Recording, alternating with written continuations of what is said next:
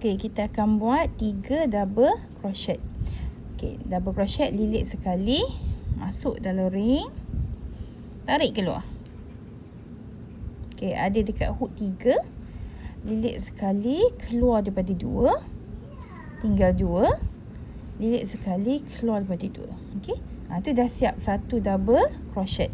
Jadi kita akan buat lagi 2 double crochet. Sama, lilit, masuk, keluar. Ada 3. Okey, boleh buat macam ni untuk bagi loose Okey. Supaya tak ketat sangat. Tarik keluar 2. Okey, lilit sekali, tarik keluar 2. Okey, 2 double crochet. Lilit sekali, masuk, keluar. Jadi 3. Tarik keluar 2. Okey. Jadi macam mana nak confirmkan? Okey, tengok ni. Ini treble tadi. Ini double crochet yang pertama. Ini double crochet yang kedua. Ini double crochet yang ketiga. Okey, ini daripada yang ni. Kalau tengok pada sini pun boleh. Ini treble tadi. Treble tu kan panjang sikit lah sebab kita lilit 2 kan. Okey, double crochet 1, double crochet 2, double crochet 3. Okey, bila dah siap dah 3 double crochet, macam ni 1, 2, 3, kita buat balik treble, buat balik bucu dia. Okey, standby kita punya. Okey, ni masukkan balik hook, tarik lagi ketat sedikit. Okey, lilit. Pegang ring kita. Okey, buat treble, lilit 2, masuk, tarik keluar. Okey, lilit keluar pada 2, tinggal 3, lilit keluar 2 dan lilit keluar 2. Okey, siap treble je. Ambil stitch marker kita, tanda. Okey, dan ulang balik lah. Setiap treble tu antara dia ada 3 double crochet. Okey, 1, 2, 3, 1, 2, 3. Okey, jadi kita pun buat treble 3 double crochet balik. Okey, lilit sekali, masuk, keluar. Keluar 2, keluar pada 2. 1. Tinggal 3. 2 double crochet. Lilit, masuk. 3 double crochet. Okey. Lepas siap 3 double crochet, kita pun pergilah buat treble balik. Buat bucu dia balik. Standby kita punya stitch marker. Okey. Lilit 2 kali. Masuk ring tu, keluar. Okey. 1,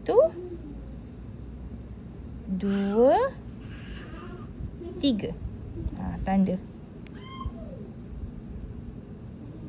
Okey. Sama juga. Okey. Kalau kata macam ni ruang dah tak cukup kan, jangan risau.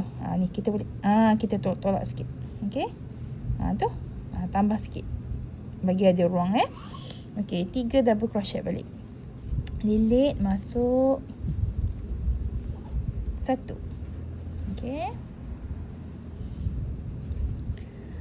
Double crochet yang kedua.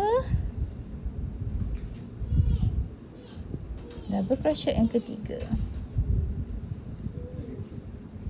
Okey. Cukup je, kita pun nak buat treble kita lagi 1. Okey, lilit 2 kali, masuk, keluar.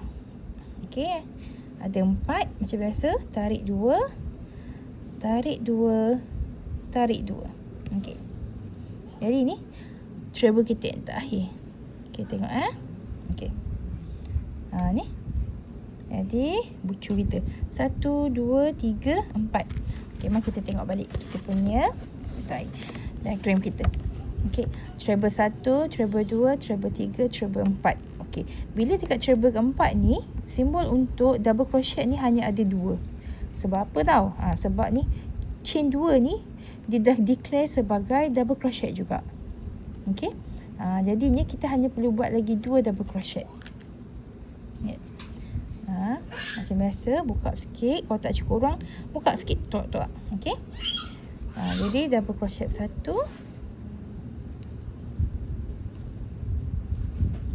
double crochet 2. Okey. Jadi dah siap lah kita punya ni. Okey, nampak terbuka sikit kan? Jangan risau. Sabar ya. Kita macam mana? Okey, nampak tak ada titik ni? On top of chain 2 tu. Okey, ini maksudnya ni adalah simbol untuk slip stitch. Jadi kita akan buat slip stitch. Okey. Jadi kalau muat boleh sumbat masuk je. Kita akan buat slip stitch dekat ni on top of chain 2 tu. Okey, atas chain 2 tu. Kalau muat masuk terus. Okey. Kalau tak muat masuk, buka pun boleh, tak ada masalah. Okey. Jadinya nak buat slip stitch tu, kita akan masuk kepada ni, jangan lilit, jangan apa dah, terus masuk. Masuk terus dua-dua. Nampak? Dia masuk dua-dua kan? Lepas tu tarik keluar 2 tu, lepas tu tarik keluar yang asal tadi. Baru kita tutup. Ni. Okey.